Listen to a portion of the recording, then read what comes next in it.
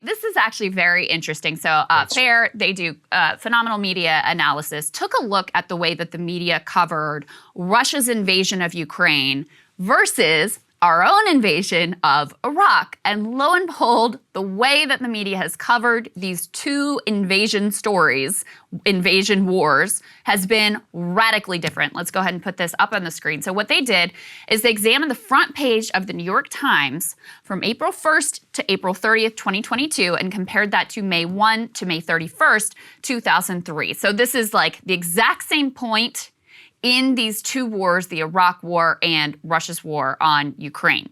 And they found incredibly disparate coverage. The media has covered Russia's war on Ukraine dramatically more than they covered our own country's invasion of Iraq. I mean, it should be the complete opposite, since our country invading Iraq inherently is, directly about our citizens. Not to say Ukraine, what is happening there doesn't matter. Obviously, we've covered it a lot too.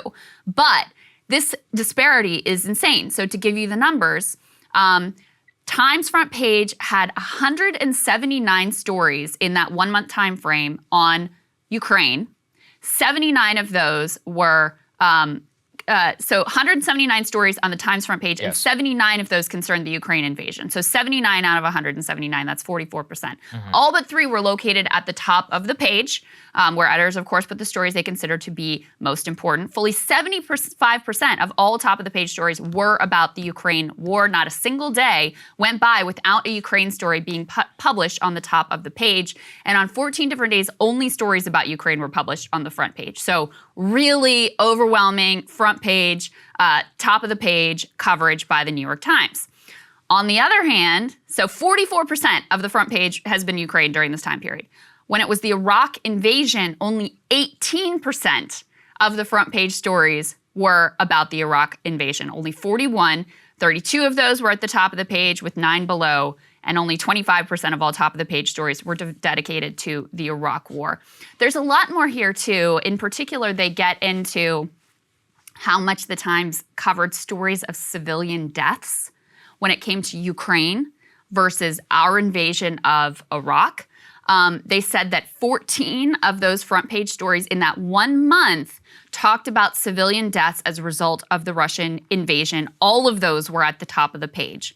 When it came to Iraq, there was only 1 story about the civilian deaths that were being caused by our own military. So 14 top of the page stories in 1 month about civilian deaths. And listen, civilian deaths deserve coverage. I'm not saying those shouldn't have been covered.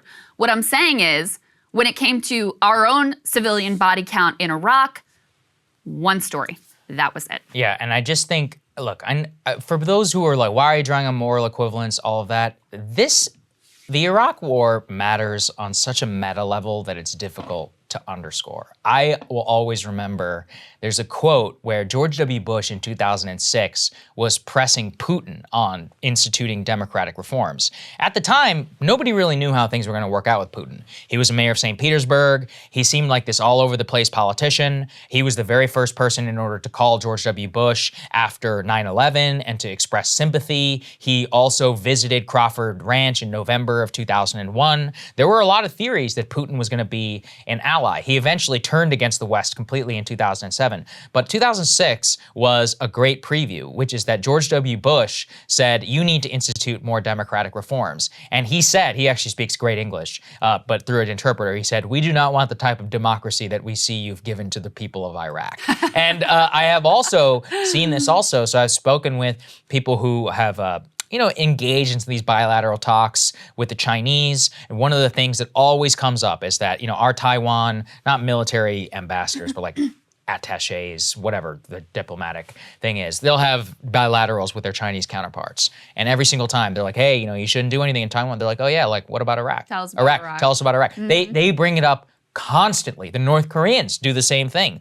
Every single time they will have a negotiation with them. We're like, hey, listen, you give up your nukes, like your country is gonna prosper. They're like, oh yeah, how did that work out for Muammar Gaddafi? Because he gave up his nukes in 2003 and then you decapitated him and he got sodomized on television before he was killed and his country was bombed. He's like, so we have no incentive in order to trust you. They also always bring up Saddam Hussein. Their point apparently to the negotiators is well, if Saddam actually had nukes, it would have been better off whenever you invaded him. The point that I think we're always coming down to is the rest of the world has not forgotten about Iraq, even if a lot of other people have. And in terms of media coverage and more, whenever the Russians and the rest of the world, or India, China, and others that aren't buying necessarily all of the West, they remember all of this very vividly. So if we don't have a genuine, honest accounting, especially when you have the people in America who are pushing hardest for war with Ukraine, war with Russia, and more, or whatever, under the guise of a no-fly zone and all of that. Those are the people who beat the drum for the Iraq war. Yeah. Shouldn't that count for something in terms of their analysis, like a real accounting of what went wrong the last time that we listened to them? Yeah. So that's why I think media coverage on this is dramatically important. And I've made the case before, I really do believe this. It matters more on foreign policy than anything else because world is a big place. We're not there on the ground in Ukraine or in Iraq or in Afghanistan. So we are really dependent on the media to shape our worldview of both what's happening and what matters. Mm-hmm. And so imagine if instead of this number of stories about the civilian suffering in Ukraine, imagine we had that about, maybe Palestine or maybe Yemen. Let's take Yemen as a great example, because then when Biden is going hand in hand on bended knee to MBS to beg them for more oil production, people would be able to see the false morality of thinking that that is somehow better doing business with that regime than the Russian regime. And it's clearly these are both nefarious regimes that are doing bad things in the world. But we're blinded to what's happening in Yemen because, I'm not saying they never cover it, but is it anything like what we see with Ukraine coverage? Of course not. And so, yes, that really shapes the way people feel about these countries, the way that people think that we should ultimately respond. Afghanistan is the perfect example because you're talking about literally the same country. And when it came to Biden ending the war, there was overwhelming coverage about the civilian population and their pain and their suffering and, how we needed to be there for them. We needed to basically stay forever, keep this war going forever so that we could protect the civilian population. Well, now that we're gone and they've moved on, and we, by denying them their central bank reserves, are helping to contribute to mass hunger of all the countries on the planet. Afghanistan is one of the worst in terms of hunger and starvation right now. We are directly complicit. Not a peep. Where are the stories of civilian humanitarian heartache on the front page of the New York Times over that? So that's why these comparisons really matter. And it's just extraordinary that when our own country invaded a sovereign nation on false pretenses, they did not cover it nearly as much, or the civilian toll hardly at all.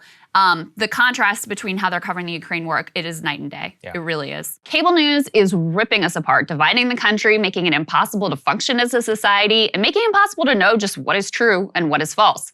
But the good news is they are failing and they know it.